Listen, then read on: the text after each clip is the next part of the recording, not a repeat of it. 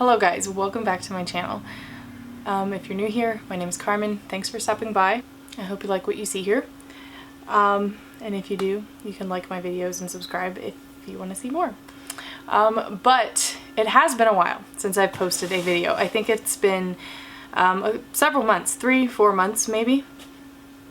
I don't really care. I know I'm not doing what I should be doing as a YouTuber to, you know, up my views and, you know, grow this channel, but, you know, that's not what I'm here for. I'm here to just talk about books and hope that some people like my videos. But I decided to restart by doing a book haul. Woohoo! Because who doesn't love getting new books? If you don't love it, why are you here? Just kidding. You're welcome. Maybe this will inspire you. But anyway, yes. I have lots of things planned. More like ideas, you know, to get this channel rolling again. Because, you know, fall is just a couple weeks away. September is just a couple days away, which is absolutely crazy.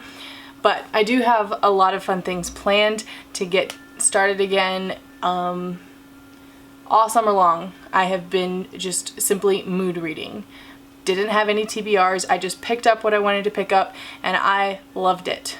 But it will feel good again to get a little bit of structure again and actually plan TBRs and plan videos and all of that, because fall is coming.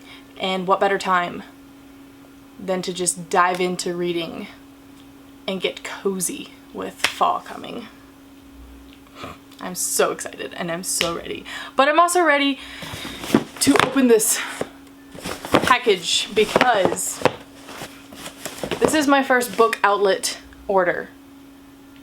And it has been a while since I've bought brand new books because I work at a thrift store.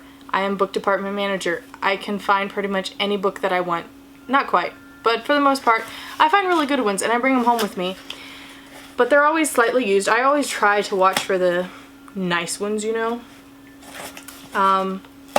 But there's just something about buying brand new books that I just love.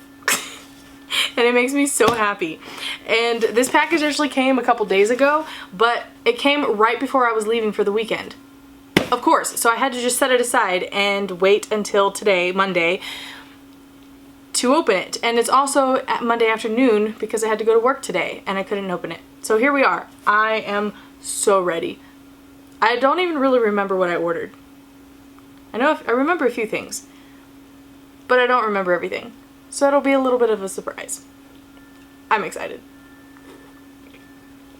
I will have to say, I think most all of these are Christian fiction. So there's that for you. But let's get into it. My goodness, I am excited. Are you excited? I hope you're excited.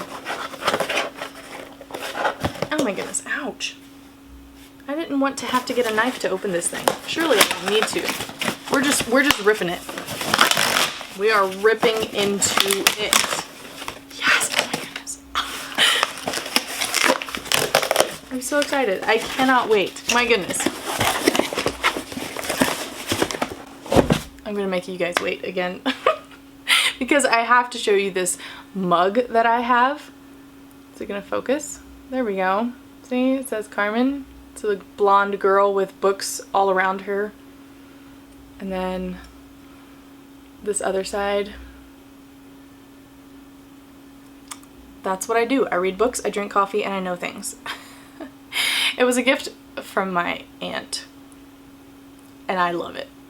It's perfect. It's big. It holds plenty of coffee. And it just fits me. But anyway. On to what we're here for. New books are just so beautiful. I cannot even. The first one up is A Heart Adrift by Laura France. again, I don't remember what these books are about. I just know they looked good. I do know that I love Laura France because I just randomly picked up her book one day and read it straight through, and I think at that moment she became one of my top favorite authors because I just loved the book so much. I think it was called The Frontiersman's Daughter. Yes, The Frontiersman's Daughter. And I was like, I love her books. I want to get more.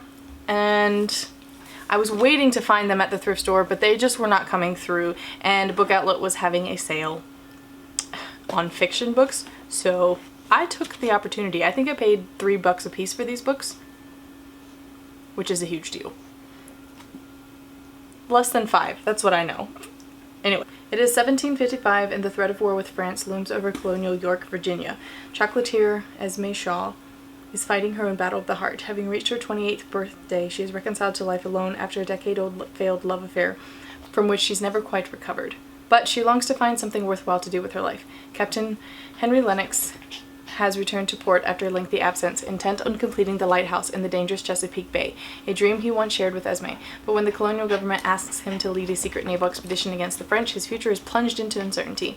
Can Esme and Henry's shared vision and dedication to the colonial cause heal the wounds of the past and reunite them? I don't know. I don't know if I'll like it or not. I just know that I love Laura France's writing, and so I'll hopefully enjoy it, you know? And so I got a second book by Laura France, An Uncommon Woman, which is about Tessa Swan. Unflinching and plain-spoken, Tessa Swan is not your typical 18th century woman. Born and bred on the western Virginia frontier along with her 5 brothers, she is a force to be reckoned with. I think I picked this one up because I grew up with 5 brothers. I did eventually get a sister. When I was 14, I eventually got a sister. But I basically grew up with only brothers. And I feel like I can maybe relate with Tessa here. We'll see. Quiet and courageous, Clay Tiger is not your typical 18th century man. Raised by Lenape?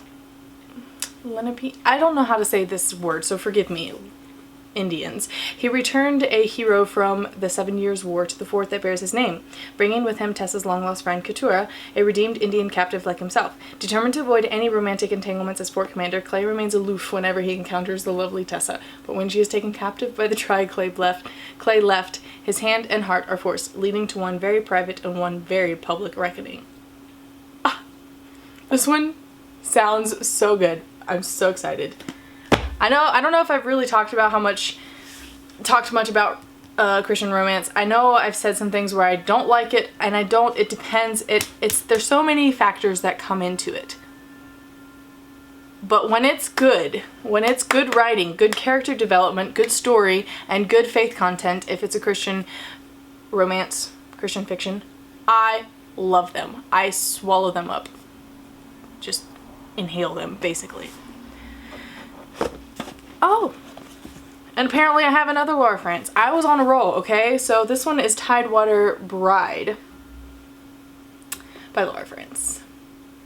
They're both too busy for love, but love is not too busy for them. Selah Hopewell seems to be the only woman in Virginia colony who has no wish to wed. True, there are too many men and far too many women in Jamestown, but Selah already has her hands full assisting her father in the family shop, and now she is in charge of an incoming ship of tobacco brides who must be looked after as they sort through their many suitors. Xander Renick, I love the name Xander, wow, is perhaps the most eligible tobacco lord in the settlement. His lands are vast, his crops are prized, and his position as mediator between the colonists and the powerful Powhatan nation surrounding them makes him indispensable. But Xander is already wedded to his business and still grieves the loss of his wife. Can two fiercely independent people find happiness and fulfillment on their own, or will they discover that what they've been missing in life has been right in front of them all along? Sounds fun. I can't wait. Next one's up. Along a Storied Trail by Anne H. Gabhart. I don't know that I know I haven't read Anne H. Gabhart. I've not read this author before. So I don't even know if I'll like it, but the synopsis on the back is what caught my attention. Because Kentucky Packhorse Librarian, What? Tansy Calhoun doesn't mind the rough trails and long hours as she serves her Appalachian mountain community during the Great Depression. Yet she longs to find love like the heroines in the books she loves. When a charming writer comes to town, she thinks she might have found it. Or is the perfect man actually closer than she thinks? Perdita Sweet has called these mountains home for so long that she's nearly as rocky as the soil around her small cabin. Long ago, she thought she could love, but when the object of her affection up and married someone else, she stopped giving too much of herself away to others. As is so often the case, it's easier to see what's best for others than to see what's best for oneself. Perdita knows who Tansy should choose. But why would anyone listen to the romantic advice of an old spinster? I don't know. We'll see. I thought the concept of a horseback librarian was interesting. I don't know if I will actually like the story. We shall see. And next up is books 1 and 2 of Hanger's Horsemen series. They didn't have the third book in the series, which I was very sad about. I really wanted the third one. And these are both by Karen Whittemire. And Karen Whittemire is also one of my favorite Christian historical fiction books, Christian romance books, let's be honest. But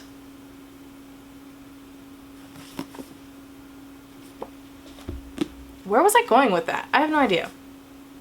Karen Whittemire. She is one of my top favorite Christian fiction historical romance writers.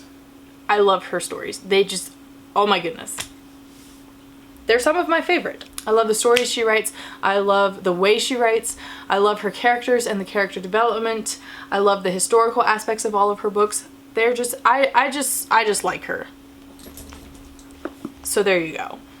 I listened to At Love's Command on audiobook, which I'm really sad about because I loved it and I wish I would have read the book first, because actually reading the words on the pages is a much better experience than just listening to an audiobook. But here we are. I loved it so much I just decided to buy the physical copy and own it, have it on my shelf so that I can read it whenever I want.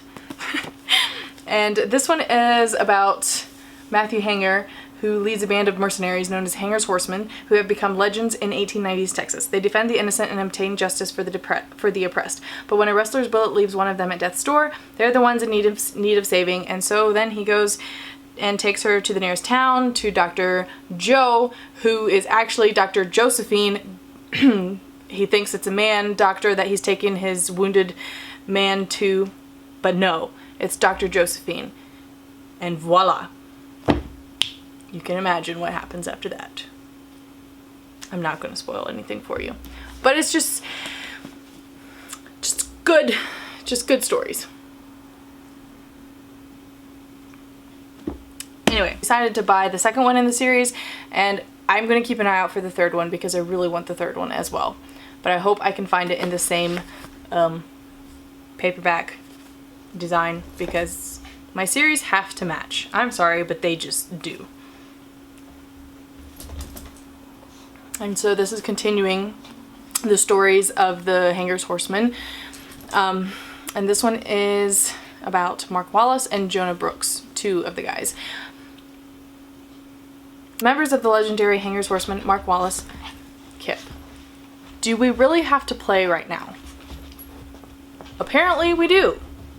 There we go. Why don't you come sit up on the couch? Why don't you come sit up here and just chill? Do you want to come sit up on the couch by Carmen? Do you want to come sit by Carmen? Come here. No? You want to play. Alright, I'll throw your toy. Members of the legendary Hanger's Horsemen, Mark Wallace and Jonah Brooks, arrive in Llano County, Texas to deliver a steed, never expecting they'd help deliver a baby as well. Left with an infant to care for, they head to a nearby foundling home where Mark encounters the woman he nearly married a decade ago. After failing at love, Catherine Palmer has dedicated her life to caring for children, teaming up with Eliza Sutherland to start Harmony House. Eliza understands the pain of not fitting society's mold, being illegitimate and of mixed ancestry. Yet those are the very attributes that lead her to minister to outcast children. The taciturn Jonah intrigues her by defying all her stereotypes of men, but there are secrets behind his eyes, ghosts from wars past and others still being waged. When the horsemen hear rumors of missing children, they stay to investigate, sticking close to Harmony House and its beautiful owners. As they work together to uncover the truth, love and danger grow hand in hand until a final sinister scheme threatens to destroy them all. So maybe a little mystery in this one. That'll be fun. I hope I like this one as much as I did the first one, so we'll see about the Hangers Horsemen series. But that is my little book haul. You know, trying to get that thumbnail. 6 brand new books. I'm excited. I can't wait to start reading these. Very thrilled. Wow, I never know how to finish these videos. Wow. But anyway, there you have it. My little book outlet haul. Woohoo! First time. Probably, most definitely won't be my last. But yes. Like this video if you enjoyed it. And also let me know if you've read any of these books and if you enjoyed them or if I shouldn't read them. If, you know, let me know if it's not worth my time, because there's lots of other books that I could read if it's not worth my time. But yes, stick around if you want to see more. My uploading schedule is not regular at all. I apologize for that. But I do have, like I said, I have lots of ideas coming up for September. You know, I will probably do a summer reading wrap up, just, you know, everything I read this summer, because it was all mood reading. But it was kind of a lot, so I don't know if I'll condense it down into 1 or 2 videos. We will see. I hope to do some more reading vlogs too, because I love watching reading vlogs. I love doing reading vlogs. Who knows? We'll see what I can actually fit in. My work days are going down to 3 days a week now, so I should have more time to do this. Yay.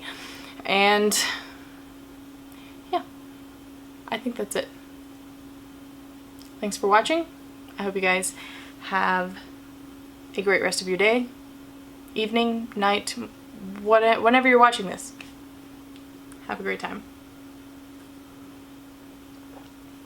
Thanks for watching, and I'll see you guys in the next video.